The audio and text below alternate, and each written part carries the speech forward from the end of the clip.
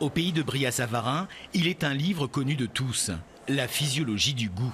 190 ans après le décès du philosophe gastronome, ces maximes font toujours de l'effet. Dis-moi ce que tu manges, je te dirai ce que tu es. Ça vous parle? Mais bien sûr, ça vibre complètement. Je suis assez d'accord. Personnellement, je me suis tournée vers l'agriculture et le maraîchage bio parce que c'est le carburant de l'homme, quoi. En matière de bons mots, Brillat-Savarin a souvent vu juste. Un dessert sans fromage est une belle à qui il manque un œil. Ah ben c'est tout à fait vrai. Alors là, j'en suis persuadée. Et bien sûr qu'il faut que du fromage.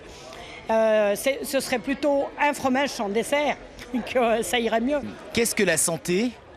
C'est du chocolat. Il y a une molécule, on en parle très peu, qui est assez magnifique, qui est la théobromine, dans laquelle elle contient un petit peu de caféine, et c'est la molécule qui procure du bonheur.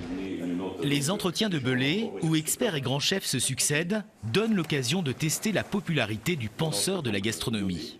La découverte d'un mets nouveau fait plus pour le bonheur du genre humain que la découverte d'une étoile.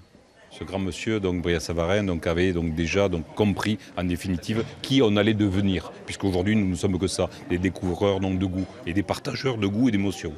La table est le seul endroit où l'on ne s'ennuie pas, disait encore Brillat-Savarin. Mais quand on ne peut plus, on ne peut plus. Ceux qui s'indigèrent ou qui s'enivrent ne savent ni boire ni manger. Alors qu'est-ce qu'on peut faire pour ces gens-là? Eh ben, on peut leur proposer des menthes. Eh ben allons-y.